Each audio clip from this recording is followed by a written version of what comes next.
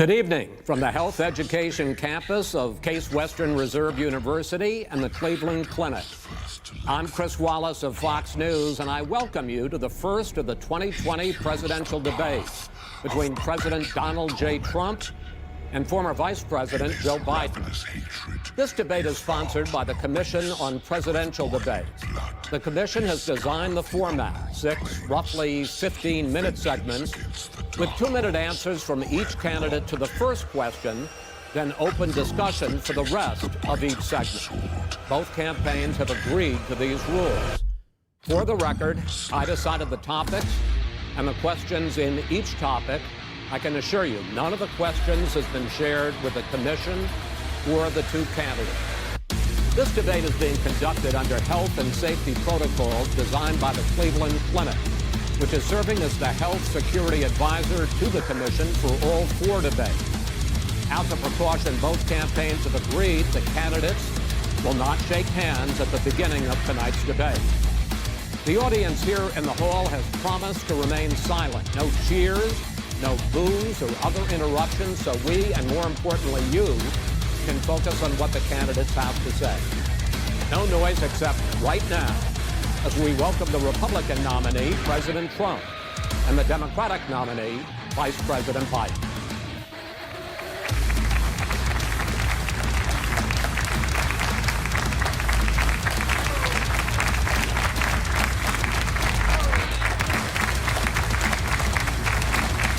How you doing, man?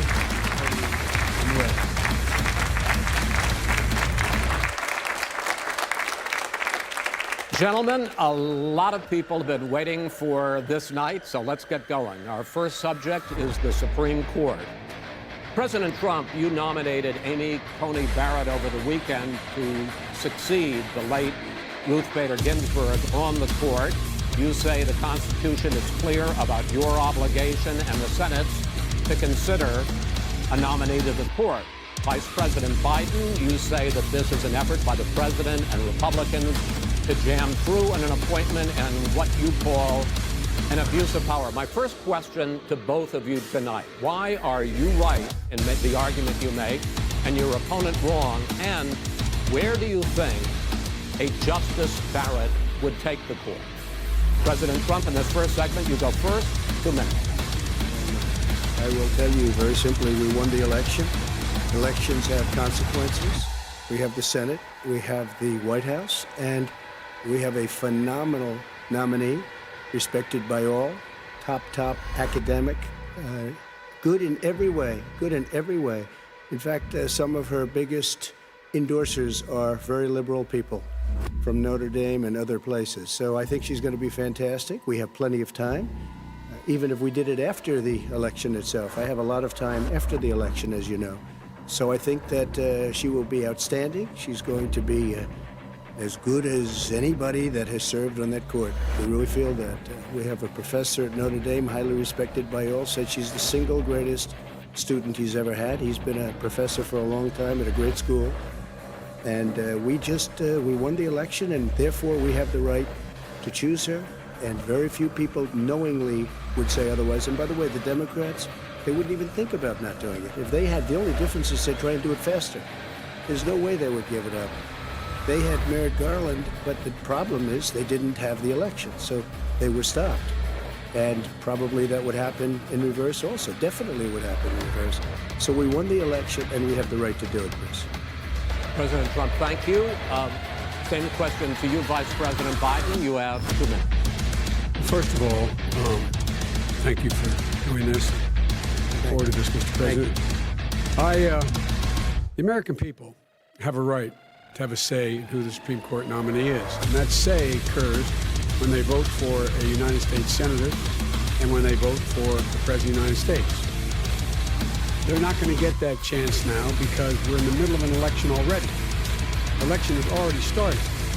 Tens of thousands of people have already voted. And so the thing that should happen is we should wait. We should wait and see what the outcome of this election is.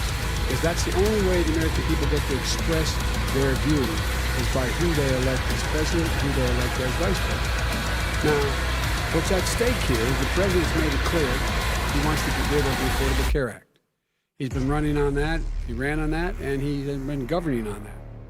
He's in the Supreme Court right now trying to get rid of the Affordable Care Act, which will strip 20 million people from having insurance, health insurance now, if it goes into court. And the justice, and I have nothing, I'm not opposed to the justice, and she seems like a very fine person. But she's written before she went on the bench, which was her right, that she thinks that the Affordable Care Act is not constitutional. The other thing is on the court, and if it's struck down, what happens? Women's rights are fundamentally changed. Once again, a woman could be helped more money because she has a pre-existing condition of pregnancy. They're able to charge a woman more for the same exact procedure a man did. Yeah. And that ended when we, in fact, passed the Affordable Care Act. And there's 100 million people who have pre-existing conditions, and they'll be taken away as well. Those pre-existing conditions, insurance companies are going to love this. And so it's just not appropriate to do this before this election.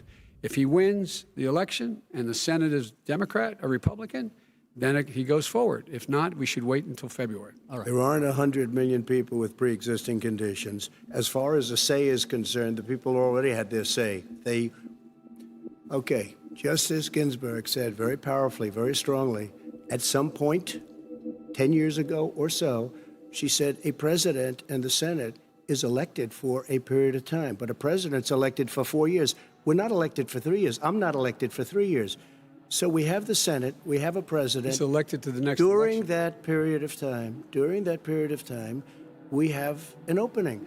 I'm not elected for 3 years. I'm elected for 4 years. And the 100 million people, Joe, the 100 million people is totally wrong. I don't know where you got that number.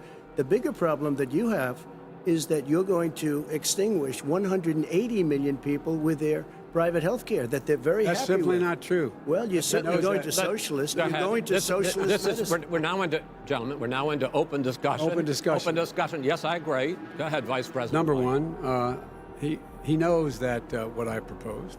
What I proposed is that we expand Obamacare and we increase it. We do not wipe any. And one of the big debates we had with 23 of my colleagues trying to win the nomination that I won, we're saying that Biden wanted to allow people to have private insurance still. They can. They do. They will under my proposal. It's not what you've said, But and it's not what your party has said. That is simply your party a lie. doesn't say it. Your party wants to simple. go socialist My medicine. party is and me. socialist right healthcare. now, I am and the they're going to Democratic dominate Party. you, Joe. You know that. I am the Democratic Party right now. The platform of the Not according Democratic to Party Harris. is what I, in fact, approved of. What I approved of. Now, here's the deal. The deal is that it's going to wipe out pre-existing conditions. And by the way, the 200,000 people that have died on his watch, how many of those have survived? Well, there's 7 million people that contracted COVID. What does it mean for them going forward if you strike down the Affordable Care Act? Joe, you've had 308,000 military people dying because you couldn't provide them proper health care in the military. So don't tell me I'm about happy this. to talk about And if you were here, Look, it here's wouldn't be the deal. 200, it would be 2 million people because you were very late on the draw. You Late didn't on want the me to draw. ban China, which was heavily infected. You didn't want me to ban All right, gentlemen, which was heavily Mr. President, You would have been much later, Joe. Mr. President, Mr. You're President, talking about 2 million people. You're not President, as able to the moderator, we are going to talk about COVID in the next segment, but go ahead. Let me finish. The point is that the president also is opposed to Roe v. Wade. That's on the ballot as well in the court. And so that's also at stake right now. And so the election is all You don't know it's on the ballot.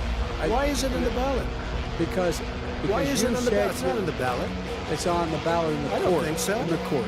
There's nothing happening there.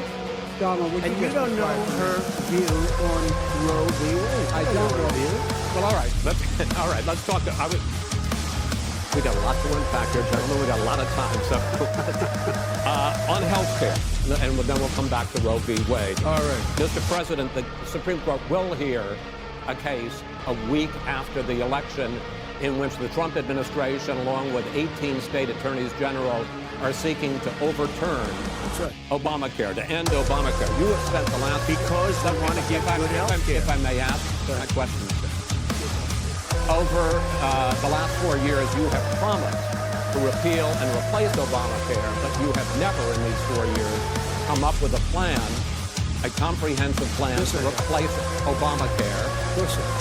Well, I got rid of the individual mandate. Excuse me. I got but rid of the individual mandate, which was a That big is not a chunk of comprehensive That plan. is absolutely a big thing. That was the worst I part of didn't ask, Obamacare. Sir, Chris, you're that was the debating him, worst not part me. of Obama. Let me ask my question. Well, I'll ask Joe. The individual mandate was the most unpopular aspect of Obamacare. I got rid of it. I'd like and you we to, will protect Mr. people President, with I'm the pre-existing moderator of this conditions. debate, and I would like you to let me ask my question, and then you can answer. Go ahead. You, in the course of these 4 years, have never come up with a comprehensive plan to replace Obamacare. And just this last Thursday, you signed a largely symbolic executive order to protect people with pre-existing conditions 5 days before this debate. So my question, sir, is what is the Trump health care plan? Well, first of all, I guess I'm debating you, not him, but that's okay. I'm not surprised. Let me just tell you something, that there's nothing symbolic. I'm cutting drug prices. I'm going with favored nations, which no president has the courage to do because you're going against Big Pharma. Drug prices will be coming down 80 or 90%. You could have done it during your 47-year period in government, but you didn't do it. Nobody's done it. So we're cutting health care. All of the things that we've done, He has not cut insulin. health I give you an example, insulin. It was destroying families, destroying people because I'm getting it for so cheap. It's like water, you want to know the truth. So cheap. Take a look at all of the drugs what we're doing, prescription drug prices. We're going to allow our governors now to go to other countries to buy drugs because they pay just a tiny fraction. As I say, this is open discussion. No, Let but me this ask is you big. about, This you'll is be happy, big stuff. Sir, you'll be happy. I'm about to pick up on one of your points to ask the vice president, which is he points out that you would like to add a public option to Obamacare. And Yes. the argument that he makes and other Republicans make is that that is going to end private insurance. It is and not. well, I ask you the question. It will Not what end. your party says, by the way. It will end private insurance and create a government takeover of health care. It does not. It's only for those people who are so poor they qualify for Medicaid. They can get that free in most states, except governors who want to deny people who are poor Medicaid. Anyone who qualifies for Medicare Medicaid would automatically be enrolled in the public option. The vast majority of the American people would still not be in that option. Number one. Joe, you Number agree two. with Bernie Sanders, I- who's I- far left, on the manifesto, Well, we you- call it. well, That manifesto- gives you socialized medicine. Look, hey, Are you saying I'm you not going to didn't listen to agree? him. The fact of the matter is, I beat Bernie Sanders. Not by much. I beat him a whole hell of a lot. I'm here standing facing you. Pocahontas would have left Well, 2 I days tell early. you, You would have lost every All prize he knows how to on do is Super hurt. Tuesday. You got Look, very lucky. here's the deal. I got very lucky. I'm going to get very lucky tonight as well. And tonight I'm going to make what? sure, because what? here's the deal. Here's the deal. The fact is that everything he's saying so far is simply a lie. I'm not here to call out his lies. Everybody knows he's a liar. But you I just agree. want to You're make the- sure. you're the liar. I want to make sure. You did last in your class, not first in your I want to make Mr. sure. President, can you let him finish? He doesn't know how to do that. He has, you know, you pick the wrong guy, the wrong night at the wrong time. Listen, you agreed with Here's the Bernie deal. Sanders. The whole idea, Let him sit down. there is no manifesto. Please let him speak. Number two, just lost the left. number two. You just lost the left. You agreed with Bernie Sanders on a plan. Folks, Absolutely. folks, do you have any idea what That's this clown's socialized. They doing? call it Mr. Medicare. You Mr. have any President. do? Socialized medicine. Mr. Well, I President. tell you what, he is not for any help for people needing health care. Because he in fact already has cost 10 million people their health care that they had from their employers because of his recession. Number one. Number two, there are 20 million people getting health care through Obamacare now that he wants to take it away. He won't ever look you in the eye and say that's what he wants to do. Take it away. No, I want to give them Number better three. health care at a much lower price But- because and by the way, Obamacare he doesn't is know no how. good. He doesn't know how I've to do already that. fixed it. He has never I've offered already a fixed plan. it to an extent. He has never Obamacare, done a as single you might thing. know, but probably don't. Obamacare Gentlemen, you is realize no if you're good, both Joe. speaking at the It's no same good, time, and it's too expensive. let the president. Go ahead, sir. Obamacare is no good. We made it better, and I had a choice to make very early on. We took away the individual mandate. We guarantee pre-existing conditions, but took away the individual mandate. Listen, this is the way it is. And that destroyed They shouldn't even call it Obamacare. Then I had a choice to make. Do I let my people run it really well or badly? If I run it badly, they'll probably blame him, but they'll blame me. But more importantly, I want to help people, okay? I said, you got to run it so well. That's what he's and I known just for. had a meeting with them. They said the problem is no matter how well you run Obamacare, it's a disaster. It's too expensive, Right. premiums I are got too it. high, and it doesn't work. So we do want to get rid of it. Chris, we want to get rid of it. I understand it, sir, but I have cheaper to and give you roughly equal time. Good. Please let the Vice President talk. Good. He has no plan for health care. He sends out wishful thinking. He has executive orders that have no power. He hasn't lowered drug costs for anybody. He's been promising a health care plan since he got elected. He has none, like almost everything else he talks about.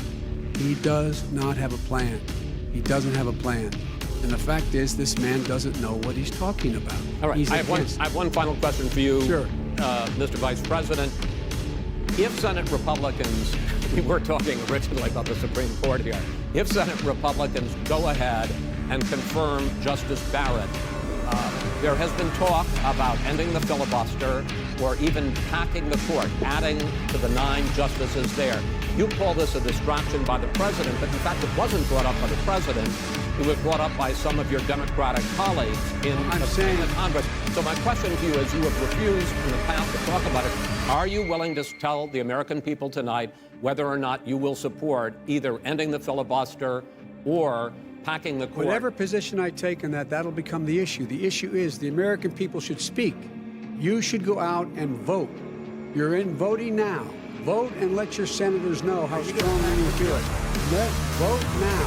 Make sure you, in fact, let people know you're a senator.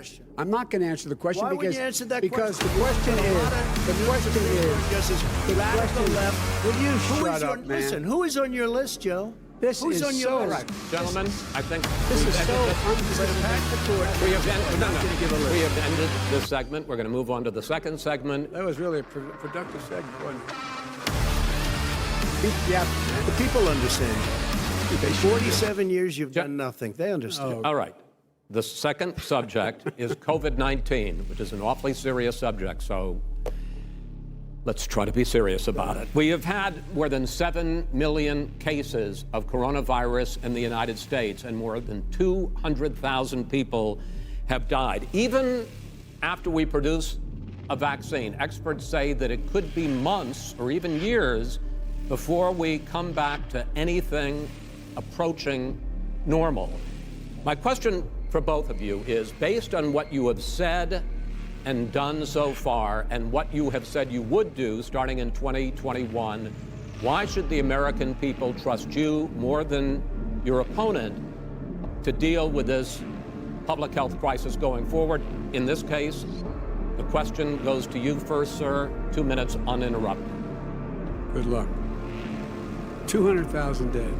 As you said, over 7 million infected in the United States. We, in fact, have 4% of the world's population, 20% of the deaths. 40,000 people a day are contracting COVID. In addition to that, about between 750 and 1,000 people a day are dying. When he was presented with that number, he said, it is what it is. Well, it is what it is because you are who you are. That's why it is. The president has no plan. He hasn't laid out anything. He knew all the way back in February how serious this crisis was. He knew it was a deadly disease. What did he do? He's on tape. He's acknowledging he knew it. He said he didn't tell us or give people a warning of it because he didn't want to panic. You don't panic. He panicked. In addition to that, what did he do? He went in and we were insisting that the people we had on the ground in China should be able to go to Wuhan and determine for themselves how dangerous this was. He did not even ask Xi. He told us what a great job Xi was doing. He said we owe him a debt of gratitude for being so transparent with us. And what did he do then? He then did nothing. He waited and waited and waited. He still doesn't have a plan. Well, I laid out sir, back in March exactly what we should be doing. And I laid out again in July what we should be doing. We should be providing all the protective gear possible. We should be providing the money the House has passed in order to be able to go out and get people the help they need to keep their businesses open schools. It costs a lot of money. You should get out of your bunker and get out of the sand trap and get in your golf course and go in the Oval Office and bring together the Democrats and Republicans and fund what needs to be done now to save lives. So if we would have listened to you... You have 2 minutes, sir. If we would have listened to you, the country would have been left wide open. Millions of people would have died, not 200,000, and one person is too much. It's China's fault. It should have never happened. They stopped it from going in, but it was China's fault. And by the way, when you talk about numbers, you don't know how many people died in China. You don't know how many people died in Russia. You don't know how many people died in India. They don't exactly give you a straight count, just so you understand. But if you look at what we've done, I closed it, and you said he's xenophobic. He's a racist, and he's xenophobic because you didn't think I should have closed our country. Wait a minute. It says 2 minutes. You didn't think we should have closed our country because you thought it was terrible. You wouldn't have closed it for another 2 months. By my doing it early, in fact, Dr. Fauci said, President Trump saved thousands of lives. Many of your Democrat governors said, President Trump did a phenomenal job. We worked with the governor. Oh, really? Go take a look. The governors said I did a phenomenal job. Most of them said that. In fact, people that would not be necessarily on my side said that. President Trump did a phenomenal job. We did. We got the gowns. We got the masks. We made the ventilators. You wouldn't have made ventilators. And now we're weeks away from a vaccine. We're doing therapeutics already. Fewer people are dying when they get sick. Far fewer people are dying. We've done a great job. The only thing I haven't done a good job, and that's because of the fake news. No matter what you say to them, they give you bad press on it. It's just fake news. They give you good press, they give me bad press, because that's the way it is, unfortunately. But let me just tell you something. I don't care. I've gotten used to it. But I'll tell you, Joe, you could never have done the job that we did. You don't have it in your blood. You could have never done that job. I know how to do the job. I know how to get the job Well, you done. didn't do very well in swine flu. H1N1, you were a disaster. Your own chief of staff said you were a disaster. 14,000 people died, not 200,000. There was A no very- economic recession. Sir, you made a There was no lethal recession. disease, You made a by the way. point. Let him answer. And there was we didn't shut down the economy. This is his economy he's shut down. The reason it's shut down is because, look, you folks at home, how many of you got up this morning and had an empty chair at the kitchen table because someone died of COVID? How many of you were in a situation where you lost your mom or dad and you couldn't even speak to them? You had a nurse holding a phone up so you could, in fact, say goodbye. You would have lost far How more many people. Far more people. And, you would have been and by the way, months late. your own, You were his months behind me, his Joe. own CDC director says we could lose as many as another 200,000 people between now and the end of the year. And he held up. He said, if we just wear a mask, we can save half those numbers. Just a mask. And by the way, in terms of the whole notion of a vaccine, we're for a vaccine, but I don't trust him at all, nor do you. I know you don't. What we trust is a scientist. You don't we trust Dr. Johnson Fauci. & Johnson, Pfizer? Okay, by the way, gentlemen, let me move on to questions about the future, because you both have touched on two of the questions I'm going to ask. Focusing on the future first, President Trump, you have repeatedly either contradicted or been at odds with some of your government's own top scientists. The week before last, the head of the Centers for Disease Control, Dr. Redfield, said it would be summer before the vaccine would become generally available to the public. You said that he was confused and mistaken. Those were your two words. Yeah. But Dr. Slaoui, the head of your Operation Warp Speed, has said exactly the same thing. Are they both wrong? Well, I've spoken to the companies, and we can have it a lot sooner. It's a very political thing because people like this would rather make it political than save lives. It is a very political thing. I've spoken to Pfizer. I've spoken to all of the people that you have to speak to. We have great Moderna, Johnson & Johnson, and others. They can go faster than that by a lot. Become very political because the left, or I don't know if I call them left, I don't know what I call the them. head of your Operation Warp Speed, Dr. Slaoui? I disagree with them. No, I disagree with both of them. And he didn't say that. He said it could be there, but it could also be much sooner. I had him in my office 2 days ago. He talked about the summer, sir, before it's generally available. Just like He said Dr. it's a Redfield. possibility that we'll have the answer before November 1st. It could also I'm be talking about after when it's that. generally available. Well, we're going to deliver it right away. We have the military all set up logistically. They're all set up. We have our military that delivers soldiers, and they can do 200,000 a day. They're going to be This delivering is the to that. same man It's who all told set you up. by Easter this would be gone away.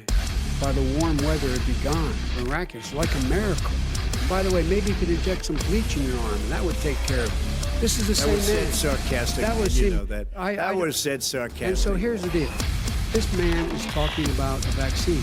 Every serious company is talking about maybe having a vaccine done by the end of the year. But the distribution of that vaccine will not occur until sometime beginning or the middle of next year to get it out, if we get the vaccine. And pray God we will. Pray God we will. Mr. Vice President, I want to pick up You'll have on the that. vaccine soon. I want to pick up on this question, though. You say the public can trust the scientists, but they can't trust President Trump. In fact, you said that again tonight. Your running mate, Senator Harris, goes further, saying the public health experts, quote, will be muzzled, will be suppressed. Given the fact that polls already show that people are concerned about the vaccine and are reluctant to take it, are you and your running mate, Senator Harris, contributing to that fear? No more than the question you just asked him. You pointed out he puts pressure and disagrees with his own scientists. But you're saying you can't, Everybody or Senator Harris is saying you can't trust the scientists. No, you can trust the scientists. She didn't say that. You can't trust She said the public health Did say experts, that. quote, will be muzzled, will be suppressed. Well, that's what he's going to try to do. But there's millions of scientists, there's thousands of scientists out there, like here at this great hospital, that don't work for him. Their job doesn't depend on him. That's not. They're the people. And by the way, spoke to the scientists that are in charge. By the way, they will have the vaccine very soon. Let him finish. Do you believe for a moment what he's telling you in light of all the lies he's told you about the whole issue relating to COVID? He still hasn't even acknowledged that he knew this was happening, knew how dangerous it was going to be back in February, and he didn't even tell you. He's on record as saying it. He panicked or he just looked at the stock market. One of the two, because guess what? A lot of people die, and a lot more are going to die unless he gets a lot smarter, a lot quicker. Mr. President? Did you use the word smart? So you said you went to Delaware State, but you forgot the name of your college. You didn't go to Delaware State. You graduated either the lowest or almost the lowest in your class. Don't ever use the word smart with me. Don't ever use that word. Oh, give me a break. Because you know what? There's nothing smart about you, Joe. 47 years, you've done nothing. Let's have this debate. And if you We'll would see have this. had, let me just tell you something, Joe. No, If you would have had the charge of what I was put through, I had to close the greatest economy in the history of our country. And by the way, now it's being built again. See, and it's We're going to going get up to the fast. economy in the next segment, sir. Okay. It's going up fast. Okay. Look forward to talking. When it comes to how the virus has been handled so far, the two of you have taken very different approaches, and this is going to affect how the virus is handled going forward by whichever of you ends up becoming the next president. I want to quickly go through several of those. Reopenings. Vice President Biden, you have been much more reluctant than President Trump about reopening the economy and schools. Why, sir? Because he doesn't have a plan. If I were running, I know what the plan is. You've got to provide these businesses the ability to have the money to be able to reopen with the PPE as well as with the sanitation they need. You have to Tell provide that to them Nancy plastic. Pelosi. Well, he's just shush for a minute. Tell it to See, Nancy you know, Pelosi. and Schumer, by the Brian way, Chuck. Nancy Pelosi and Schumer, they have a plan. He won't even meet with them. The Republicans won't meet with the Senate. He sits on his golf course. I mean, literally, think about it. You probably play more than I do, Jim.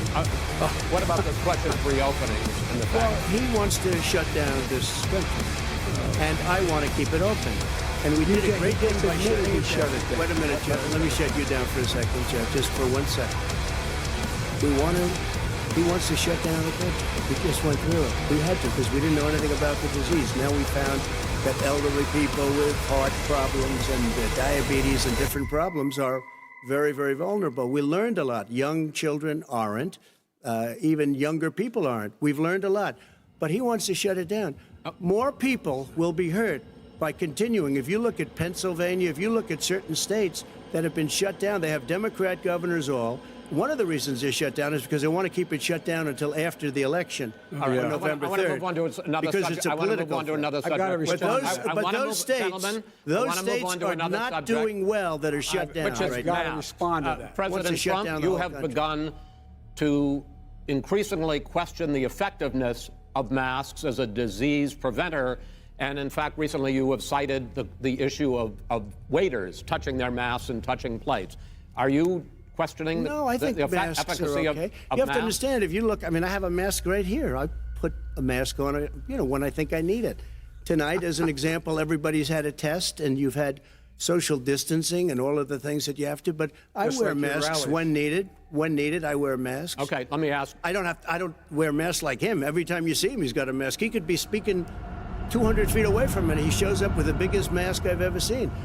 I will say this. Vice President Biden, go ahead, sir.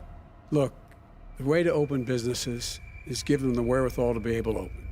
We provided money. The Congress. But I was asking you, sir, about masks. Well, masks make a big difference. His own head of the CDC said if we just wore masks between now, everybody wore masks in social distance between now and January, we'd probably save up to 100,000 lives. It matters. And they've also It said matters. the opposite. They've also said no serious person said the opposite. They've no also said, well, look serious. at I wanna Dr. ask you- Fauci. Dr. Fauci said the He opposite. did not I say want to the ask you, we got a said little very bit more than a strongly, minute left in this masks segment. are not good. Then he changed his mind. He said masks are good. I I'm wanna okay ask- with masks. I I'm want to not ask you fighting both masks. about one last subject, because your different approaches has even affected the way that you have campaigned. President Trump, you're holding large rallies with crowds packed together, thousands of people. Outside.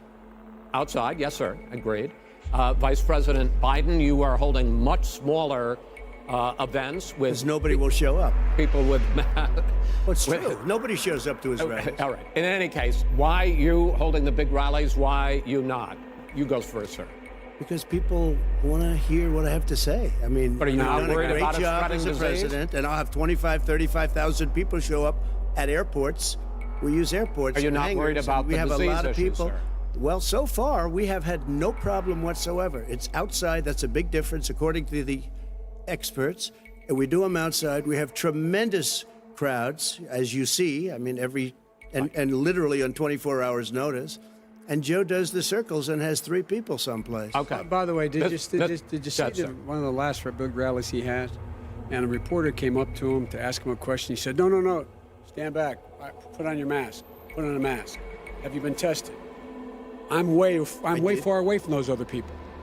That's what he said. I can't. I'm going to be okay. He's not worried about you. He's not worried about the people out there breathing in one another. We've had no negative cheek to effect. jowl. No negative effect. We've had no negative effect. And we've had 35, 40,000 All right. people You want at these rallies. Just Yes. quickly finish up, because I want to move on to our next. Yes, I would. He's been totally irresponsible the way in which he has handled the social distancing, the people wearing masks, basically encouraged them not to. All right. Ben, he's a fool on this. If you could get the crowds, you would have done the same thing. But you can't. Nobody cares. Gentlemen, can we move on to the Nobody cares. Gentlemen, can we move on to the economy? Yes. The economy is, I think it's fair to say, recovering faster than expected from the shutdown. Much faster. In the second quarter, the unemployment rate fell to 8.4% last month. The Federal Reserve says the hit to growth, which is going to be there, is not going to be nearly as big as they had expected. President Trump, you say we are in a V-shaped recovery. Vice President Biden, you say it's more of a K-shape. What difference does that mean to the American people in terms of the economy? President Trump, in this segment, you go first. So we built the greatest economy in history. We closed it down because of the China plague. When the plague came in, we closed it down, which was very hard psychologically to do. He didn't think we should close it down, and he was wrong. And again, 2 million people would be dead now. Instead of still 204,000 people is too much. One person is too much. Should have never happened from China. But what happened is we closed it down, and now we're reopening, and we're doing record business. We had 10.4 million people in a 4-month period that we've put back into the workforce. That's a record the likes of which nobody's ever seen before. And he wants to close down, he will shut it down again. He will destroy this country. You know, a lot of people, between drugs and alcohol and depression, when you start shutting it down, you take a look at what's happening at some of your Democrat-run states where they have these tough shutdowns. And I'm telling you, it's because they don't want to open it. One of them came out last week, you saw that. Oh, we're going to open up on November 9th. Why November 9th? Because it's after the election. They think they're hurting us by keeping them closed. They're hurting people. People know what to do. They can social distance, they can wash their hands, they can wear masks, they can do whatever they want. but they got to open these states up. When you look at North Carolina, when you look, and these governors are under siege, Pennsylvania, Michigan, and a couple of others, you got to open these states up. It's not fair. You're talking about almost it's like being in prison. And you look at what's going on with divorce, look at what's going on with alcoholism and drugs. It's a very, very sad thing. And he'll close down the whole country. This guy will close down the whole country and destroy our country. Our country is coming back incredibly well, setting records as it does it. We don't need somebody to come in and say, let's shut it down. All right. Your 2 minutes, sir. We now move to you. As I said, posing the question, the president says it's a V-shaped recovery. You say it's a K-shaped recovery. What's the difference? Difference is millionaires and billionaires like him in the middle of the COVID crisis have done very well. Billionaires have made another $300 billion because of his proper tax proposal, and they only focus on the market. But you folks at home, you folks living in Scranton and Claymont and all the small towns and working class towns in America, how well are you doing? This guy paid a total of $750 in taxes. Sir, wait, no. Sir, it's just yeah, I understand. You've agreed to the 2 minutes, so please let him have it. Do I get my time back? The fact is that he has, in fact, worked on this in a way that he's going to be the first president of the United States to leave office having fewer jobs in his administration than when he became president. Fewer jobs than when he became president. First one in American history. Secondly, the people who have lost their jobs are those people who have been on the front lines, those people who have been saving our lives, those people who have been out there dying, people who have been putting themselves in a way to make sure that we could all try to make it. And the idea that he is insisting that we go forward and open when you have almost half the states in America with a significant increase in COVID deaths and COVID cases in the United States of America. And he wants to open it up more. Why does he want to open it up? Why doesn't he take care of the American? You can't fix the economy until you fix the COVID crisis. And he has no intention of doing anything about making it better for you all at home in terms of your health and your safety. Schools. Why aren't schools open? Because it costs a lot of money to open them safely. You know, they were going to give, his administration was going to give the teachers and school students masks. And then they decided, no, couldn't do that because it's not a national emergency. Not a national emergency. They've done nothing to help small businesses. Nothing. They're closing. 1 in 6 is now gone. He ought to get on the job and take care of the needs of the American people so we can open safely. All right. Your time is up, sir. Well, we are going to get to... I have to respond to that. Well, you both had 2 minutes, sir. Excuse me, he made a statement. So did you. People want their schools open. They don't want to be shut down. They don't want their state shut down. They want their restaurants. I look at New York. It's so sad what's happening in New York. It's almost like a ghost town. And I'm not sure it can ever recover what they've done in New York. People want their places open. They want to get back to their lives. They'll be careful, but they want their schools open. Okay. I'm the one that brought back football. By the way, I brought back Big Ten football. It was me, and I'm very happy to do it. And all right, the people of Ohio are very proud of me. And you know how I found out? When he took gentlemen, we're going to get to your economic plans going forward in a moment. But first, Mr. President, as you well know, there's a new report that in 2016, the year you were elected president, and 2017, your first year as president, that you paid $750 a year in federal income tax each of those years. I know that you pay a lot of other taxes, but I'm asking you the specific question. Is it true that you paid $750 in federal income taxes each of those 2 years? I paid millions of dollars in taxes, millions of dollars of income tax. And let me just tell you, there was a story in one of the papers. I paid $38 million 1 year. I paid $27 million. Show us your tax return. I went. You'll see it as soon as it's finished. You'll see it. You know, if you want to go to the Board of Elections. There's a 118-page or so report that says everything I have, every bank I have, I'm totally under-leveraged because the assets are extremely good, and we have a very, I built a great company. I'm asking you a specific question, which is... let me tell you. I understand all of that. I understand all of that. No, Mr. President, I'm asking you a question. Will you tell us how much you paid in federal income taxes in 2016 and 2017? Millions of dollars. You paid millions of dollars? Millions of dollars. No, not $750. Millions of dollars, and you'll get to see it. And you'll get to see it. But let me just tell you, Chris, let me just tell you something, that it was the tax laws. I don't want to pay tax. Before I came here, I was a private developer. I was a private business people. Like every other private person, unless they're stupid, they go through the laws, and that's what it is. He passed a tax bill that gave us all these privileges for depreciation and for tax credits. We built the building and we get tax credits like the hotel on Pennsylvania Avenue. You get a massive, which, by the way, was given to me by the Obama administration, if you can believe that.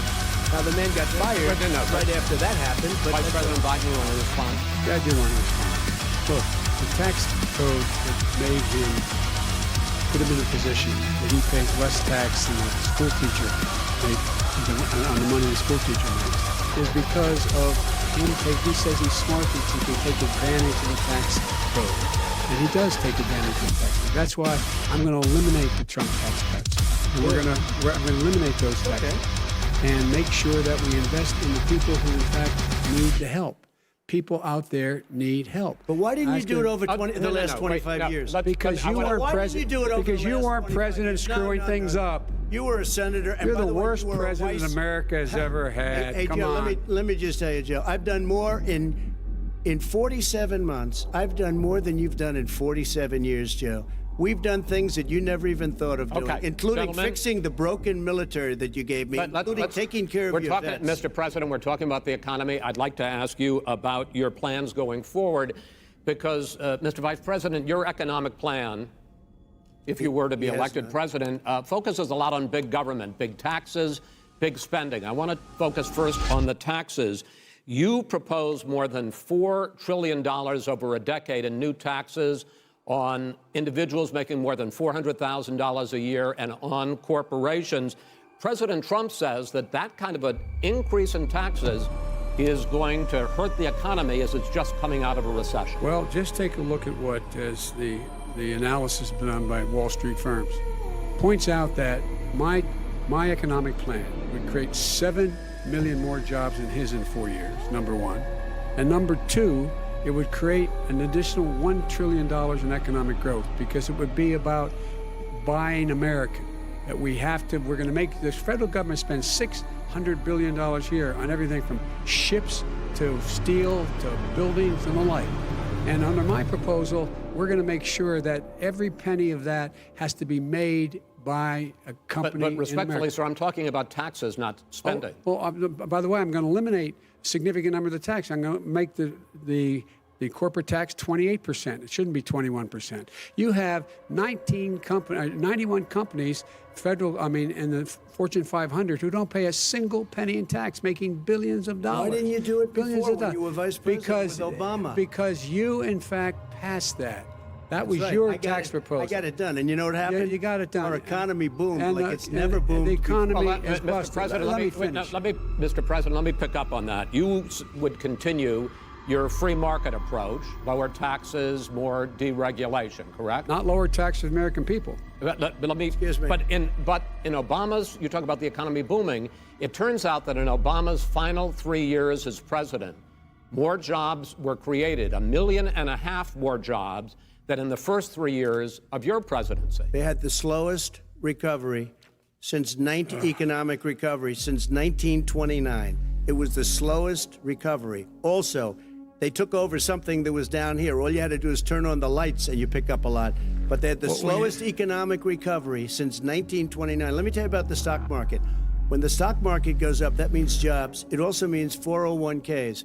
If you got in, if you ever became president with your ideas, you want to terminate my taxes, I'll tell you what, you'll lose half of the companies that have poured in here will leave, and plenty of companies that are already here, they'll leave for other places. They will leave, and you will have a depression, the likes of which you've never seen. Look, we inherited the worst recession short of a depression in American history. I was asked to bring it back. We were able to have an economic recovery that created the jobs you're talking about. We handed him a booming economy. He blew it. It wasn't booming. blew it. He blew it. It wasn't booming. It was the weakest recovery Well, sir, since 1929. Is it fair to say he blew it when, in When fact, COVID there was record low unemployment before COVID? Yeah, but because what he did, even before COVID, manufacturing went in the hole. Manufacturing went in the hole. Excuse number me, one. Chris. Wait. Number two. Chris. Number three. They said it would take. No, you're on number two. No. Chris. They said it would This take guy a is miracle to bring back manufacturing. I brought back 700,000 jobs. They brought back nothing. They gave up on manufacturing. We did not do that. Standard fare. I'm the guy that He brought totally back gave the up on automobile manufacturing. industry. All right, let him. We brought back, I was asked to bring back Chrysler and General Motors. We brought them back right here in the state of Ohio and Michigan. He blew it. They're gone. He blew it. And in fact, they're going. Ohio had the best year it's ever had last year. Michigan had the best year they've ever had. That is not Many true. car companies came in from Germany, from Japan, went to Michigan, went to that's- Ohio. they're not having And they didn't come in with you. Mr. Vice President, go ahead.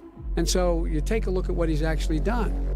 He's done very little. His trade deals are the same way. He talks about these great trade deals. You know, he talks about the art of the deal. China's perfected the art of the steal. We have a higher deficit with China now than we did before. We have the highest trade deficit China with ate Mexico. your lunch, down All right, gentlemen, 18%. China ate your lunch, Joe. And no wonder your son goes in and he takes out billions of dollars, to manage. He makes millions of dollars. And also, Simply while we're not at it, true. why is it, just out of curiosity, the mayor of Moscow's wife gave your son $3.5 million. is What not did he true. do to deserve it? That What is did he do with Burisma none to of that- deserve Wait, $183,000? None You've of asked that your is question, true. let him answer. None of that is true. It's Oh, really? He didn't totally, get But no, $3.5 million? Mr. President, It's Mr. totally- President, please. totally ask the question. discredited. Totally discredited. And by the way, Well, wait, he didn't get No, no. $3.5 million, Joe? Mr. Vice He got Mr. $3.5 million.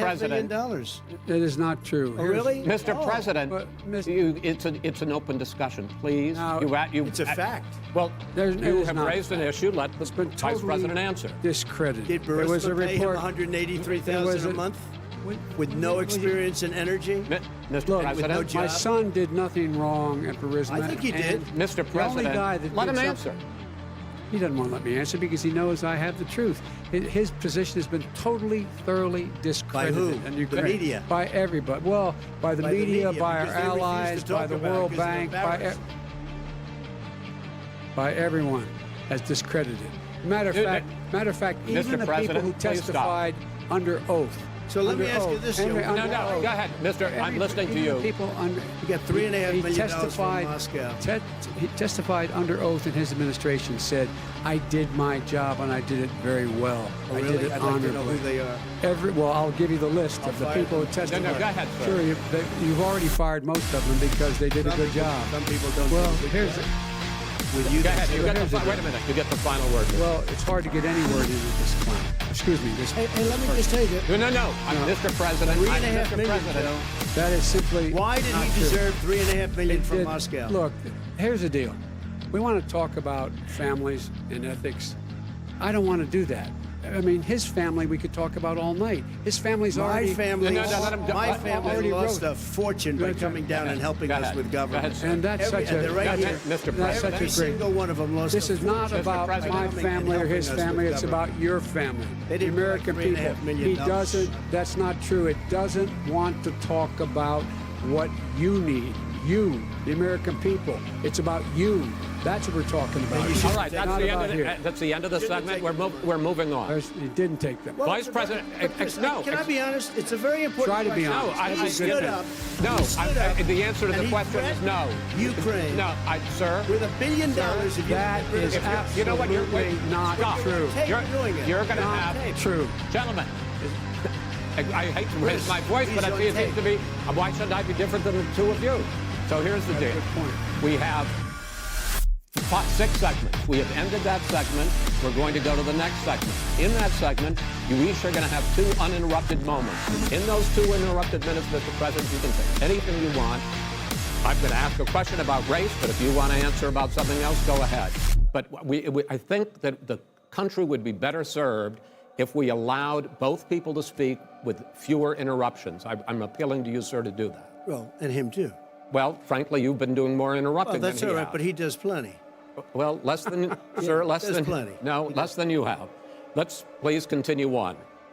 The issue of race. Vice President Biden, you say that President Trump's response to the violence in Charlottesville 3 years ago, when he talked about very fine people on both sides, was what directly led you to launch this run for president. Oh, yeah, sure. President Trump, you have often said that you believe you have done more for black Americans than any president, with the possible exception of Abraham Lincoln. My question for the two of you is, why should voters trust you rather than your opponent to deal with the race issues facing this country over the next 4 years? Vice President Biden, you go first. It's about equity and equality. It's about decency. It's about the Constitution. And we have never walked away from trying to require equity for everyone, equality for the whole of America. But we've never accomplished it. But we've never walked away from it like he has done. It is true. The reason I got in the race is when those people, close your eyes, remember what those people looked like coming out of the fields carrying torches, their veins bulging, spewing, and just spewing anti-Semitic bile, and accompanied by the Ku Klux Klan. A young woman got killed. And they asked the president what he thought. He said there were very fine people on both sides. No president's ever said anything like that. It is his Now, 2 second minutes, sir. second point I'd make is that when Floyd was killed, when Mr. Floyd was killed, there was a peaceful protest in front of the White House. What did he do? He came out of his bunker, had the military use tear gas on him so he could walk across to a church and hold up the Bible. And then what happened after that? The bishop of that very church said that it was a disgrace. The general who was with him said all he ever wants to do is divide people, not unite people at all. This is a president who has used everything as a dog whistle to try to generate racist hatred, racist division. This is a man who, in fact, talk about helping African Americans. 1 in 1,000 African Americans has been killed because of the coronavirus. And if he doesn't do something quickly, by the end of the year, 1 in 500 will have been killed. 1 in 500 African Americans. This man is the savior of African Americans. This man cares at all. This man's done virtually nothing. Look, the fact is that you have to look at what he talks about. You have to look at what he did. And what he did has been disastrous for the African American community.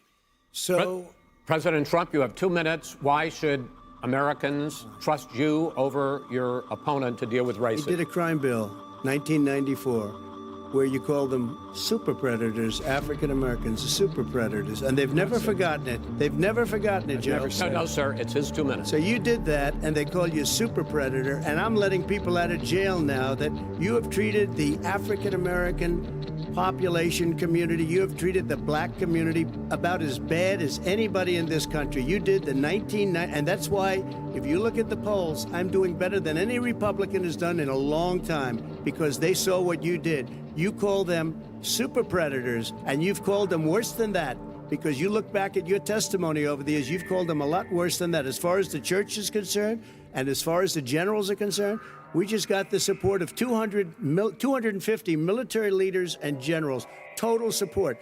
Law enforcement, almost every law enforcement group in the United States. I have Florida, I have Texas, I have Ohio, I have Portland. The sheriff just came out today and he said, I support President Trump. I don't think you have any law enforcement. You can't even say the word law enforcement, because if you say those words, you're going to lose all of your radical left supporters. And why aren't you saying those words, Joe? Why don't you say the words law enforcement? Because you know what? If they called us in Portland, we would put out that fire in a half an hour, but they won't do it because they're run by radical left Democrats. If you look at Chicago, if you look at any place you want to look, Seattle, they heard we were coming in the following day and they put up their hands and we got back Seattle. Minneapolis, we got it back, Joe, because we believe in law and order, but you don't. The top 10 cities and just about the top 40 cities are run by Democrats and in many cases radical left. And they've got you wrapped around their finger, Joe, to a point where you don't want to say anything about law and order. And I'll tell you what, the people of this country want and demand law and order, and you're afraid to even say it. All right. I want to return to the question of race. Vice President Biden, after the grand jury in the Breonna Taylor case decided not to charge any of the police with homicide. You said it raises the question, quote, whether justice could be equally applied in America. Do you believe that there is a separate but unequal system of justice for blacks in this country? Yes, there's systemic injustice in this country, in education and work and in law enforcement and the way in which it's enforced. But look, the vast majority of police officers are good, decent, honorable men and women. They risk their lives every day to take care of us. But there are some bad apples, and when they occur, when they find them, they have to be sorted out. They have to be held accountable. They have to be held accountable. And what I'm going to do as President of the United States is call together an entire group of people at the White House, well, everything from the civil rights groups to the police officers, to the police chiefs, and we're going to work this out. We're going to work this out so we change the way in which we have more transparency in when these things happen. These cops aren't happy to see what happened to George Floyd. These cops aren't happy to see what happened to Breonna Taylor. Most don't like it, but we have to have a system where people are held accountable. And by the way, violence in response is never appropriate. Never appropriate. Peaceful protest is. Violence is never appropriate. All right. What is peaceful protest? When they run through the middle of the town and burn down your stores and kill people all over the place, that and you is say not peaceful peaceful. protest? President Trump, No, it's I'm not not, asking. but you say it is. President Trump, I'd say. like to continue with the issue of race. I promise we're going to get to the issue of law and order in a moment. This month, your administration directed federal agencies to end racial sensitivity training that addresses white privilege or critical race theory.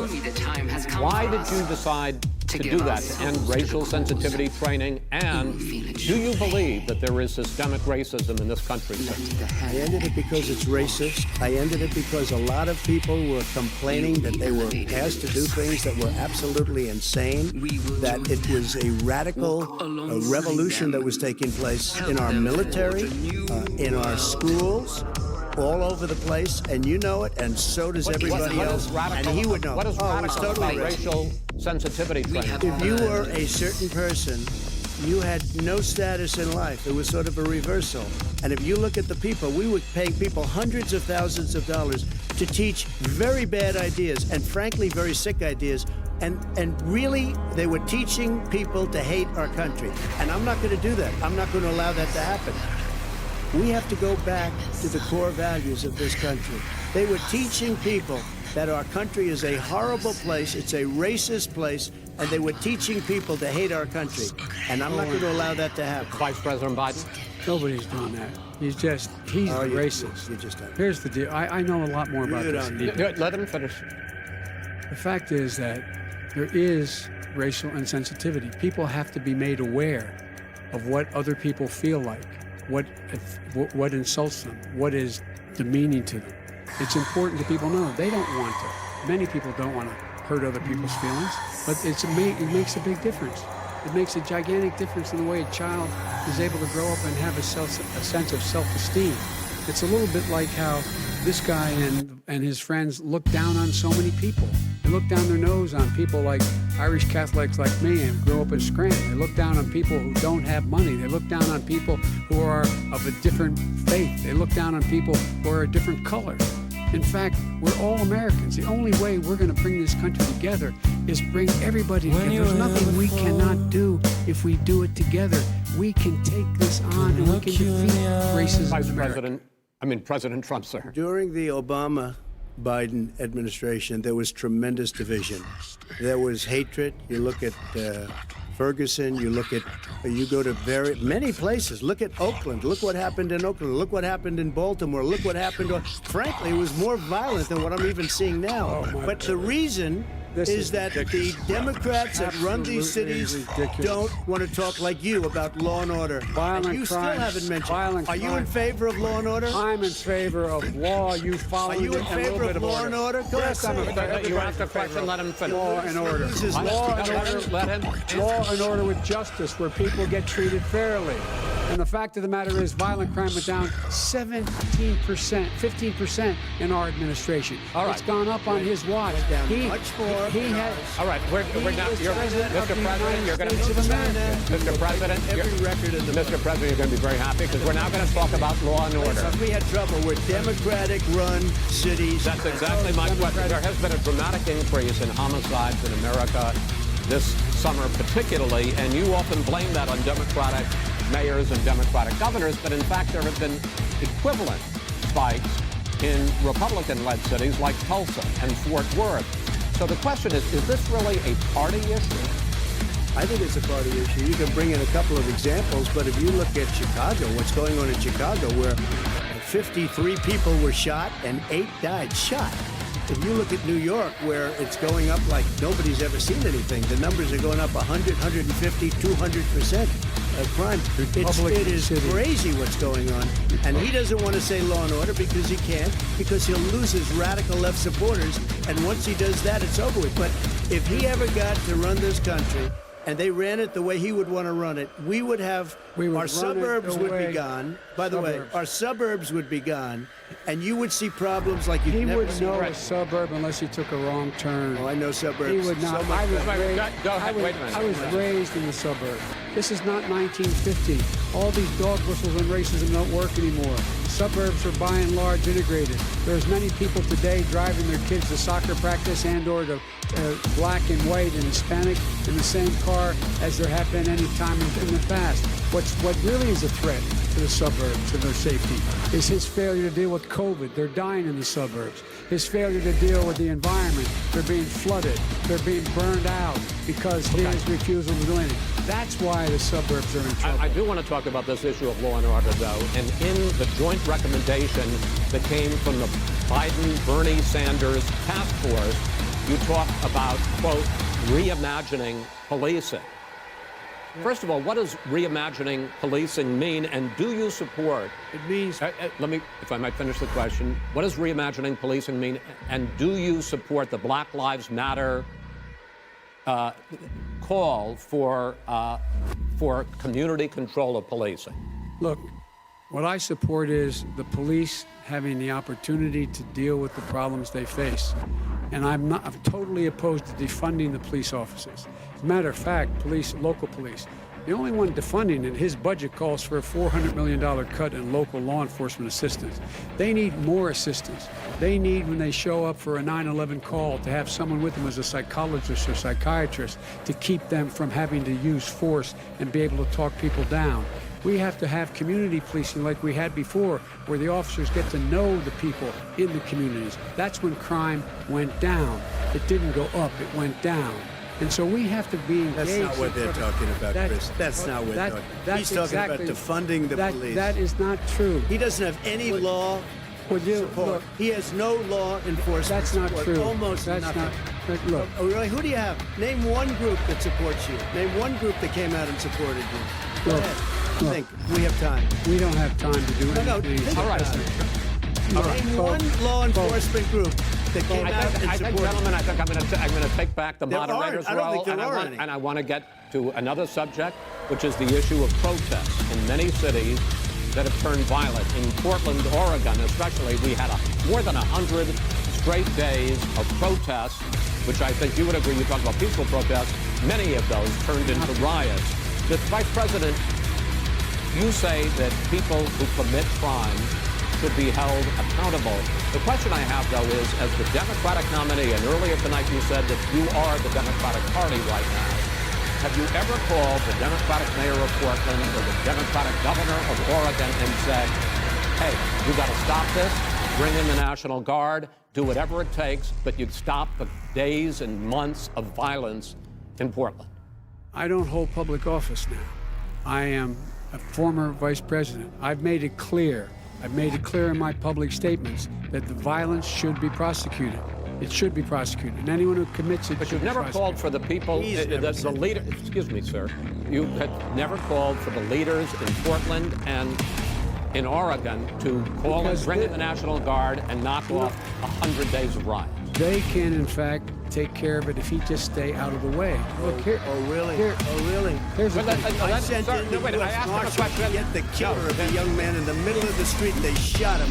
And for 3 Mr. days, President Trump, Portland President wouldn't do Trump, anything. I he's had to send interrupted. in the U.S. Marshal President taking Trump, care of business. Go ahead, sir. And by the way, his own former spokesperson said, riots and chaos and violence help us cause. That's what this is all about. I don't know who said that. I do. Who? I think Kellyanne Conway. I don't think so. She said that. don't And so here's the, All right. Well, here's the point. Go ahead, The point sir. is that that's what he is, keeps trying to rile everything up. He doesn't want to calm things down. Instead of going in and talking to people and saying, let's get everybody together, figure out how to deal with this. What's he do? He just pours gasoline in the fire constantly, And- every single solitary Okay, time. and to end this, button up this segment, I'm going to give you a minute to answer, sir. You have repeatedly Well, wait, criticized. I have to answer his No, statement. you have His statement. repeatedly. Wait, you have just one repeated. No, second. you've been talking You back made and a forth. statement. I'm asking you. I would love to know, end it. sir. I would love to end it, and you we know, if would you want to very- switch seats, We could would very quickly. We could do that, but I'd I'm send in the National Guard. It would be over. There'd be no problem. Okay, But they good. don't want to accept the National Guard. You have repeatedly criticized the vice president for not specifically calling out Antifa and other left-wing That's right. extremist groups. But are you willing tonight to condemn white supremacists and militia groups and to say that they need to stand down and not add to the violence in a number of these cities, as we saw in Kenosha and as we've seen in Portland? Sure, Are you I'm willing prepared to do specifically that, but do it? Well, go ahead, sir. I would say almost everything I see is from the left wing, not from the right wing. So what are you saying? I'm willing to do anything. I want to see Well, peace. then do it, sir. Say it. Do it. Say it. You want to call them? What do you want to call them? Give me a name. Give me a White name. Go ahead. supremacists Who and would right you like me to condemn? White Proud Boys. supremacists and right Proud militia. Boys, stand back and stand by. But I'll tell you what. Somebody's got to do something about Antifa and the left, because this is not a right-wing problem. His This own is a left-wing. FBI director This said is a left-wing threat problem. of white Go ahead, sir. supremacists. Antifa's an idea, not an organization. Oh, you gotta be Not kidding. militia. That's what his It's an idea. FBI director Gentlemen, said. Well, we're then gonna- you know what? No, He's we're wrong. done. We're done, sir. We're moving on to the next. We're When moving. a bat hits you over the head, that's administration. not an idea. Everybody in Antifa your is bad. administration tells you the truth has a bad idea. Can I tell you what? You have no idea. Antifa is a dangerous All right, radical gentlemen, we're group. now moving on to the Trump And and you ought to be Biden careful records. with them. They'll overthrow you. When a president, I'm going to ask a question. When the president seeks a second term, it is generally a referendum on his record. But Vice President Biden, you like to quote one of your dad's sayings, which is, don't compare me to the almighty, compare me to the alternative. And in this case, sir, you are the alternative. Looking at both of your records, I'm going to ask each of you, why should voters elect you president over your opponent? In this segment, President Trump, you'll go first, 2 minutes. Because there has never been an administration or president who has done more than I've done in a period of 3.5 years. And that's despite the impeachment hoax. And you saw what happened today with Hillary Clinton, where it was a whole big con job. But despite going through all of these things, where I had to fight both flanks and behind me and above, there has never been an administration that's done what I've done. The greatest, before COVID came in, the greatest economy in history, lowest unemployment numbers. Everything was good. Everything was going. And by the way, there was unity going to happen. People were calling me for the first time in years. They were calling and they were saying, it's time maybe. And then what happened? We got hit, but now we're building it back up again. A rebuilding of the military, including Space Force and all of the other things. A fixing of the VA, which was a mess under him. 308,000 people died because they didn't have proper health care. He was a mess. And we now got a 91% approval rating at the VA, our vets. We take care of our vets. But we've rebuilt our military. The job that we've done, and I'll tell you something, some people say maybe the most important. By the end of the first term, I'll have approximately 300 federal judges and Court of Appeals judges, 300, and hopefully 3 great Supreme Court justices. That is a record, the likes of which very few people, and you know one of the reasons I'll have so many judges? Because President Obama and him left me 128 judges to fill. When you leave office, you don't leave any judges. That's like, you just don't do that.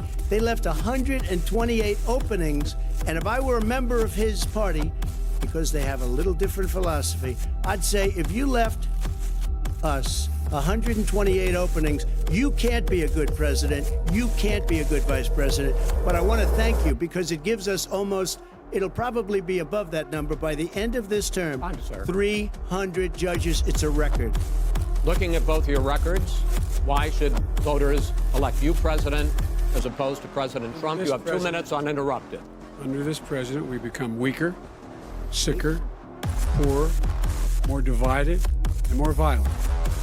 When I was vice president, we inherited a recession. I was asked to fix it. I did. We left him a booming economy, and he caused the recession. With regard to being weaker, the fact is that I've gone head-to-head with Putin and made it clear to him we're not going to take any of his stuff. He's Putin's puppy. He still refuses to even say anything to Putin about the bounty on the heads of American soldiers. Your son got $3.5 million. And by the way, my son... Wait a minute. Mr. President, your campaign agreed that both sides would get 2-minute answers uninterrupted. Well, your side agreed to it, and why don't you observe what your campaign agreed to as a ground rule, okay, sir? He never keeps his word. Can you add back No, I'm not asking. That was a rhetorical question. Can you Go add ahead, back sir. 30 seconds? Yes, you may have. All right. Go ahead. So, thirdly, we're poor. The billionaires have gotten much more wealthy by a tune of over $300 to $400 billion more just since COVID. You in the home, you got less. You're in more trouble than you were before. In terms of being more violent, when we were in office, there were 15% less violence in America than there is today. He's president of the United States. It's on his watch. And with regard to more divided, the nation can't stay divided. We can't be this way. And speaking of my son, the way you talk about the military, the way you talk about them being losers and being and just being suckers. My son was in Iraq. He spent a year there. He got the Bronze Star. He got the Conspicuous Service Medal. He was not a loser. He was a patriot, and the people left behind there were heroes. And I resent like hell. I'm talking about my son, Bo Biden. You're talking about I don't know, Bo. I know Hunter. Yeah, Hunter got thrown out of the military. He was thrown out, dishonorably discharged. That's not true. He wasn't dishonorably. Cocaine use.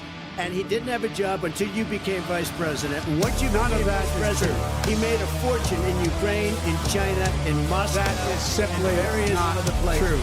He My made a son, fortune. my son, And he didn't have a job. my son, like a lot of people we know at home, had a drug problem. He's overtaken it. He's fixed it. He's worked on it.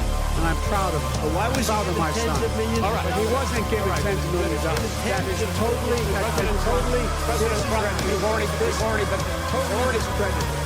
We've already been through this. I think the American people would rather hear about more substantial So do I. subjects. Well, you know, as a moderator, sir, I'm going to make I know, a but when judgment call somebody here. gets $3.5 million Okay, great. from the Let's talk mayor about- of Moscow, Let's talk That is about- not I think true. it's a terrible That thing. report is totally Why did he get discredited. it? I Mitt think, Romney on that committee said it wasn't worth taxpayers' money. That report was written for political reasons. you know, I'd like to talk about climate change. So would I.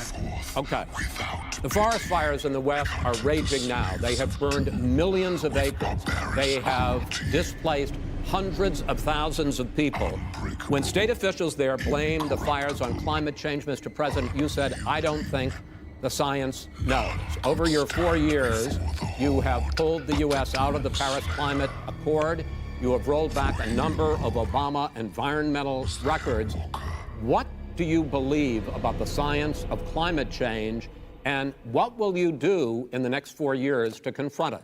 I want crystal clean water and air. I want beautiful, clean air. We have now the lowest carbon. If you look at our numbers right now, we are doing phenomenally. But I haven't destroyed our businesses. Our businesses aren't put out of commission.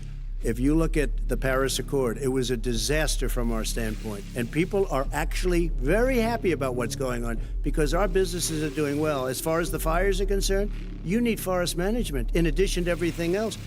The forest floors are loaded up with trees, dead trees that are years old, and they're like tinder, and leaves and everything else. You drop a cigarette in there, the whole forest burns down. You've got to have forest management. What do you You've got to have believe? cuts. What do you believe about the science of climate change?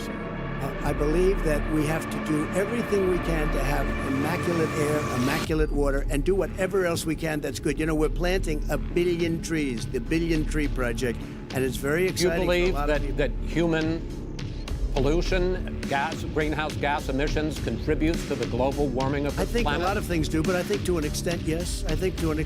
But I also think we have to do better management of our forests. Every year, I get the call, California's burning. California's burning. If that was clean, if you had forest management, good forest management, you wouldn't be getting those calls. You know, in Europe, they have forest cities. They're called forest cities. They maintain their forests. They manage their forests. I was with the head of a major country. It's a forest city. He said, sir, we have trees that are far more, they ignite much easier than California. There shouldn't be that problem. I spoke with the governor about it. I'm getting along very well with the governor. But I said, you know, at some point, you can't every year have hundreds of thousands of acres of land just burned to the ground. But, sir, that's burning down because of a lack of But, management. sir, if you believe in the science of climate change, why have you rolled back the Obama Clean Power Plan, which limited carbon emissions in power plants? Why have you relaxed? Because it was driving energy prices through the sky. Why have you relaxed fuel economy standards that are going to create more pollution from cars? Well, not really, because what's happening is the car is much less expensive and it's a much safer car, and you're talking about a tiny difference. And then what would happen, because of the cost of the car, you would have at least double and triple the number of cars purchased. We have the old slugs out there that are 10, 12 years old. If you did that, the car would be safer. It would be much cheaper by $3,500. In the case of California, they've simply ignored No, but you would take a lot of cars off the market because people would be able to afford a car. Now, and by the way, we're going to see how that turns out. But a lot of people agree with me, many people. The car has gotten so expensive because they have computers all over the place for an extra little bit of gasoline. And and I'm okay with electric cars too. I think I'm all for electric cars. I've given big incentives for electric cars. But what they've done in California is just crazy. Right. Vice President Biden, I'd like you to respond to the president's climate change record, but I also want to ask you about a concern. You proposed $2 trillion in green jobs. You talk about new limits, not abolishing, but new limits on fracking, ending the use of fossil fuels to generate electricity by 2035, and zero net emission of greenhouse gases by 2050. The president says a lot of these things would tank the economy and cost millions of jobs. He's absolutely wrong, number one. Number two, if in fact, during our administration, the Recovery Act, I was in charge, able to bring down the cost of renewable energy to cheaper than or as cheap as coal and gas and oil. Nobody's going to build another coal-fired plant in America. No one's going to build another oil-fired plant in America. They're going to move to renewable energy, number one. Number two, we're going to make sure that we are able to take the federal fleet and turn it into a fleet that's run on their electric vehicles. Making sure we can do that, we're going to put 500,000 charging stations and all of the highways that we're going to be building in the future. We're going to build an economy that, in fact, is going to provide for the ability of us to take 4 million buildings and make sure that they, in fact, are weatherized in a way that, in fact, they'll emit significantly less gas and oil because the heat will not be going out. There's so many things that we can do now to create thousands and thousands of jobs. We can get to net zero in terms of energy production by 2035. Not only not costing people jobs, creating millions of good paying jobs, not $15 an hour, but prevailing wage, by having a new infrastructure that in fact is green. And the first thing I will do, I will rejoin the Paris Accord. I will join the Paris Accord because with us out of it, look what's happening. It's all falling apart. And talk about someone who has no relationship with foreign policy. Brazil, the rainforests of Brazil are being torn down, are being ripped down. More carbon is absorbed in that rainforest than every bit of carbon that's emitted in the United States. Instead of doing something about that, I would be gathering up and making sure we had the countries of the world coming up with $20 billion and say, here's $20 billion. Stop tearing down the forest. And if you don't, then you're going to have significant economic consequences. What about the argument that President Trump basically says that you have to balance environmental interests and economic interests, and he's drawn his line? Well, he hadn't drawn a line. He still, for example, makes sure that he wants to make sure that methane's not a problem. You can now emit more methane without it being a problem. Methane. This is a guy who says that you don't have to have mileage standards for automobiles that exist now. This is the guy who says that, well, the fact that it's all true. And here's the deal. Talking about the Green New Deal, and it's not $2 billion or $20 billion, as you said. It's $100 trillion. I'm talking about where they want to rip down buildings and rebuild the building. No, it's the that is dumbest, not- most that ridiculous. is not- Where airplanes are out of business, That's it. where two-car systems are out, where they Not want to true. take out the cows too. Not You know, that's true. not true either, right? Not This true. is a 100 Simply, trillion. look, That's more money than our is- country could make in that is 100 simply years if we're not going to. the case. All right, let me destroy our because I country. actually wait a minute, sir. I actually have studied your plan, and it includes upgrading 4 million buildings, weatherizing 2 million homes over 4 years, building 1.5 million energy-efficient homes.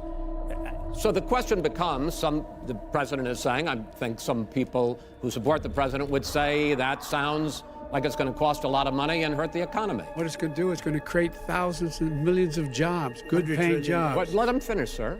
He doesn't know how to do that. $100 They- billion. The fact is, it's going to create millions of good paying jobs. And these tax incentives for people to weatherize, which he wants to get rid of, it's going to make the economy much safer. Look how much we're paying now to deal with the hurricanes. By the way, he has an answer for hurricanes. He said maybe we should drop a nuclear weapon on them. They may. I never said that. That's at all. he did say. You made it up.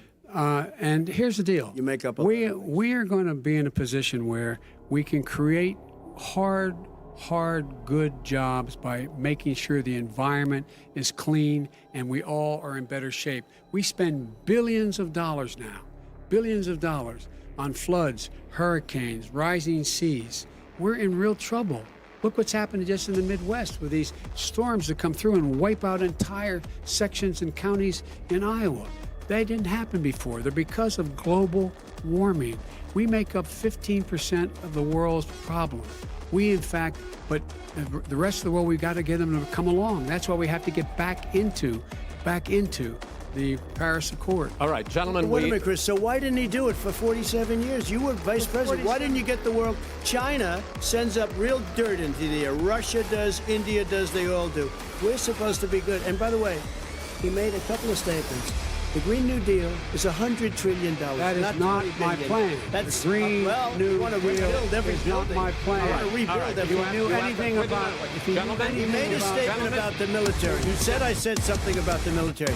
He and his friends made it up, and then they went with it. I never said it. Okay. That is What not he true. did Sir, is he you're done in said this segment. he called Mr. the Vice- military Mr. Vice President, stupid bastards. I He did said not it on say tape. He said Mr. stupid Please, bastards. He not said it. stop. I would never I say would that. Play it. Stop.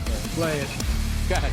Mr. on Vice tape. President answered his final question. The final question is, I can't remember which of all his rantings. I'm having a little trouble myself, but and about the economy and about this question of what it's going to cost. The economy. I mean, the Green New Deal and the idea of what your environmental Green New changes Deal. will do. The Green New Deal will pay for itself as we move forward. You're not going to build plants that, in fact, are great polluting plants. So do you We're gonna support the build- Green New Deal? Pardon me? You support No, I don't support the Green New Deal. Don't. Oh, well, that's a big statement. I That support means the you just Biden. the radical left. I support you the don't. Biden plan that I put forward. Okay. The Biden plan, which is different than what he calls the radical Green New Deal. All right, gentlemen, final segment, election integrity. As we meet tonight, millions of Americans are receiving mail-in ballots or going to vote early. How confident should we be that this will be a fair election? And what are you prepared to do over the next 5+ weeks? Because it'll not only be to Election Day, but also counting some ballots, mail-in ballots after Election Day. What are you prepared to do to reassure the American people that the next president will be the legitimate winner of this election? In this final segment, Mr. Vice President, you go first. Prepared to let people vote. They should go to iwillvote.com. decide how they're going to vote, when they're going to vote, and what means by which they're going to vote. His own Homeland Security Director, and as well as the FBI Director, says there is no evidence at all that mail-in ballots are a source of being manipulated and cheated. They said that. The fact is that there are going to be millions of people because of COVID that are going to be voting by mail-in ballots, like he does, by the way. He sits behind the Resolute desk and sends his ballot to Florida, number one. Number two, we're going to make sure that those people who want to vote in person are able to vote because enough poll watchers are there to make sure they can socially distance. The polls are open on time, and the polls stay open until the votes are counted. And this is all about trying to dissuade people from voting because he's trying to scare people into thinking that it's not going to be legitimate. Show up and vote. You will determine the outcome of this election. Vote, vote, vote. If you're able to vote early in your state, vote early. If you're able to vote in person, vote in person. Vote whatever way is the best way for you, because he cannot stop you from being able to determine the outcome of this election. And in terms of whether or not when the votes are counted, and they're all counted, that will be accepted. If I win, that will be accepted. If I lose, that'll be accepted. But by the way, if in fact he says he's not sure what he's going to accept, well, let me tell you something. It doesn't matter, because if we get the votes, it's going to be all over. He's going to go. He can't stay in power. It won't happen. It won't happen. So vote. Just make sure you understand you have it in your control to determine what this country's going to look like the next 4 years. Is it going to change, or you get 4 more years of these lies? Mr. President, 2 minutes. So when I listened to Joe talking about a transition, there's been no transition from when I won. I won that election. And if you look at crooked Hillary Clinton, if you look at all of the different people, there was no transition because they came after me trying to do a coup. They came after me spying on my campaign. They started from the day I won and even before I won, from the day I came down the escalator with our First Lady. They were a disaster. They were a disgrace to our country. And we've caught them. We've caught them all. We've got it all on tape. We've caught them all. And by the way, you gave the idea for the Logan Act against General Flynn. You better take a look at that, because we caught you in a sense. And President Obama was sitting in the office. He knew about it too. So don't tell me about a free transition. As far as the ballots are concerned, it's a disaster. A solicited ballot, okay, solicited is okay. You're soliciting, you're asking, they send it back, you send it back. I did that. If you have an unsolicited, they're sending millions of ballots all over the country. There's fraud. They found them in creeks. They found some with the name Trump, just happened to have the name Trump just the other day in a waste paper basket. They're being sent all over the place. They sent 2 in a Democrat area. They sent out 1,000 ballots. Everybody got 2 ballots. This is going to be a fraud like you've never seen. The other thing, it's nice on November 3rd, you're watching and you see who won the election. And I think we're going to do well because people are really happy with the job we've done. But you know what? We won't know. We might not know for months because these ballots are going to be all over. Take a look at what happened in Manhattan. Take a look at what happened in New Jersey. Take a look at what happened in Virginia and other places. They're not losing 2%, 1%, which, by the way, is too much. An election could be won or lost with that. They're losing 30 and 40%. It's a fraud, and it's a shame. And can you imagine where they say you have to have your ballot in by November 10th? November 10th. That means that's 7 days after the election, in theory, should have been announced. Okay. We have major states with that. Sir, all run by Democrats. 2 minutes is 2 minutes. All run by Democrats. It's President Trump, it's a rigged election. You're going to be able to continue. You have been charging for months that mail-in balloting is going to be a disaster. You say it's rigged, that it's going to lead to fraud. But in 2018, in the last midterm election, 31 million people voted mail-in voting. That was a quarter, more than a quarter, of all the voters that year cast their ballots by mail. Now that millions of mail-in ballots have gone out, what are you going to do about it? And are you counting on the Supreme Court, including a Justice Barrett, to settle any dispute? Yeah, I think I'm counting on them to look at the ballots, definitely. I hope we don't need them in terms of the election itself. But for the ballots, I think so. Because what's happening is incredible. I read today, where at least 1% of the ballots for 2016 were invalidated. They take them. We don't like them. We don't like them. But what They are you throw going to them do out about it? left There and are right. millions of ballots going out What right you now. do What is are you gonna go do? and vote. You do a solicited ballot, No, and that's I'm not- okay, I know your or you go and complaint. I'm vote. asking you about the fact that millions of people You go have and received- vote. You go and No, vote but like what I'm they saying is, what are you they gonna do used about to the in fact the that old. millions of people? You either do, Chris, a solicited ballot where you're sending it in, they're sending it back, and you're sending. They have mailmen with lots of it. Did you see what's going on? Take a look at West Virginia. Mailmen selling the ballots. They're being sold. They're being dumped in rivers. This is a horrible thing for our country. There is no. This is not. There is no. This is not evidence going of to that. end well. There is Okay. no This evidence is of that. not going Vice to President end well. Biden- 5 states In fact, have had go ahead, mail-in sir. ballots for the last decade or more. 5, including 2 Republican states. And you don't have to solicit the ballot. It's sent to you. It's sent to your home. What they're saying is that it has to be a postmark by by Election Day. If it doesn't get in till the 7th, 8th, 9th, it still should be counted. He's just afraid of counting the votes because he You're knows what the wrong. outcome You're is. wrong. No, I want to continue with you on I this, love Vice counting the President vote. Biden. Chris, he's so wrong when he makes a in fact, statement no, like that. excuse me, Vice President Biden. The biggest problem, in fact, over the years with mail-in voting, has not been fraud. Historically, it has been that sizable numbers, sometimes hundreds of thousands of ballots are thrown out because they have not been properly filled out, or there is some other irregularity, or they missed the deadline. So the question I have is, are you concerned that the Supreme Court, with a Justice Barrett, will settle any dispute? I'm concerned that any court would settle this because here's the deal. When you get a ballot and you fill it out, you're supposed to have an affidavit. If you didn't know, you have someone say that this is me. You should be able to, if in fact you can verify that's you before the ballot is thrown out, that's sufficient to be able to count the ballot because someone made a mistake and not dotting the correct I. Who they voted for, testify, say who they voted for, say it's you, that is totally legitimate.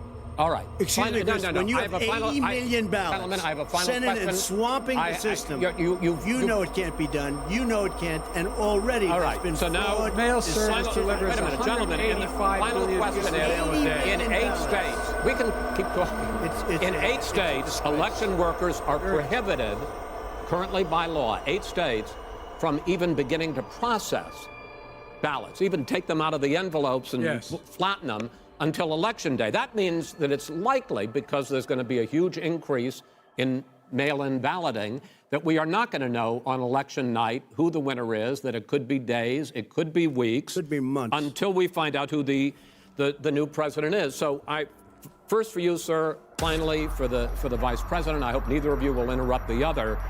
Will you urge your supporters to stay calm during this extended period, not to engage in any civil unrest, and will you pledge tonight that you will not declare victory until the election has been independently certified? President Trump, you go first. I'm urging my supporters to go into the polls and watch very carefully, because that's what has to happen. I am urging them to do it. As you know, today there was a big problem. In Philadelphia, they went in to watch. They're called poll watchers, a very safe, very nice thing. They were thrown out. They weren't allowed to watch. You know why? Because bad things happen in Philadelphia, bad things. And I am urging my people. I hope it's going to be a fair election. If it's a fair election, I am 100% on board. But if I see tens of thousands of ballots being manipulated, I can't go along with that. And I'll tell you what, from a common sense, I'll tell you what it means. It means you have a fraudulent election. You're sending out 80 million ballots. They're not equipped. These people aren't equipped to handle it, number one. Number two, they cheat. Hey, they found ballots in a waste paper basket 3 days ago, and they all had the name military ballots. They were military. They all had the name Trump on them. Vice President You think Biden, that's good? Vice President Biden, final question to you. Will you urge your supporters to stay calm while the vote is counted, and will you pledge not to declare victory until the election is independently certified? Yes, here's the deal. We count the ballots, as you pointed out. Some of these ballots in some states can't even be opened until Election Day. And if there's thousands of ballots, it's going to take time to do it. And by the way, our military, they've been voting by ballot since the end of the Civil War, in effect. And that's what's going to happen. Why is it for them somehow not fraudulent? It's the same process. It's honest. No one has established at all that there is fraud related to mail-in ballots, that somehow it's a fraudulent process. It's already been established. Take a look at Carolyn Maloney's race. You had an opportunity Look to at Carolyn respond. Maloney. Go ahead. They have no idea what Vice happened. President Biden, go ahead. He has no idea what he's talking about. Here's the deal. The fact is, I will accept it, and he will too. You know why? Because once the winner is declared after all the ballots are counted, all the votes are counted, that'll be the end of it. That'll be the end of it. And if it's me, in fact, fine. If it's not me, I'll support the outcome. And I'll be a president not just for the Democrats. I'll be a president for Democrats and Republicans. And this guy, I want to see an honest ballot count. Gentlemen, you say that's the end of it? This is the end of this debate? Honest ballot count. We're And I going to think leave he it there. does, too. To be continued as in more debates as we go on.